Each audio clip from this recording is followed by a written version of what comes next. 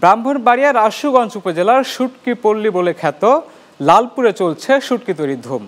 তিতাস মেঘনা নদী সহ বিস্তীর্ণ হাওড়াঞ্চল থেকে বিভিন্ন প্রজাতির মাছ সংগ্রহের পর তৈরি হচ্ছে এসব শুটকি।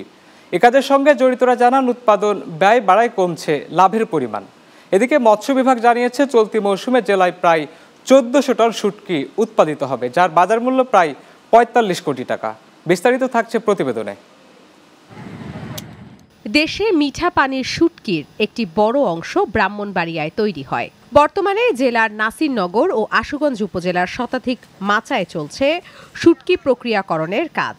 এর মধ্যে শুধুমাত্র লালপুরেই রয়েছে অর্ধশতাধিক মাচা।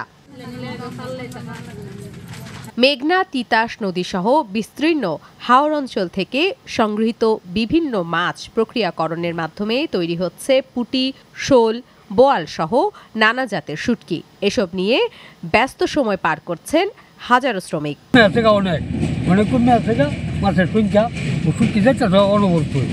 আমরা এই অপেক্ষায় তাই ৬ মাস কাজ করতে পারি, সবাই মিল্লা মালিকের যেমন লাভবান হয়, আমরা নিজেরা যেমন কাজ করে কিছু টাকা পয়সা পাই। প্রক্রিয়াকরণের সঙ্গে জড়িতরা জানান আশ্বিন থেকে প্রায় ৬ মাস ধরে চলে শুটকি তৈরির কাজ। এখানকার শুটকির গুণাগুণ ভালো ও সুস্বাদু হওয়ায় রাজধানী ঢাকা, বন্দরনগরী চট্টগ্রাম সহ দেশ বিদেশের কদর রয়েছে।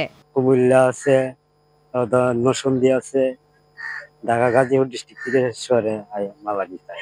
শুটকি উৎপাদনকারীরা জানান প্রতি মৌসুমে লালপুরে প্রায় ১০০ কোটি টাকার শুটকি উৎপাদন ও বিক্রি করা হয়। বর্তমানে মাছ ও শুটকি প্রক্রিয়াকরণের উপকরণের দাম বেড়ে যাওয়ায় এ পেশায় টিকে থাকতে হিমশিম খেতে হচ্ছে বলে জানান উৎপাদনকারীরা। অন্য বছর থেকে এবছর মাছ কম, এরপর মাছের দাম বেশি।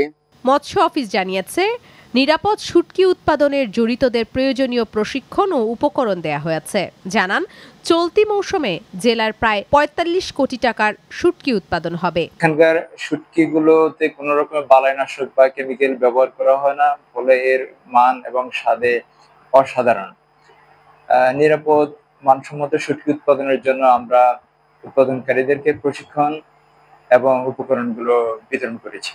তথ্য বলছে এ জেলায় শুটকি উৎপাদন, প্রক্রিয়াজাতকরণ ও বিপণন কাজে জড়িত কমপক্ষে ৪ থেকে ৫ হাজার মানুষ। প্রতি বছর তারা অর্ধশত কোটি টাকার বেশি শুটকি দেশের বিভিন্ন অঞ্চল সহ বিদেশে রপ্তানি করেন।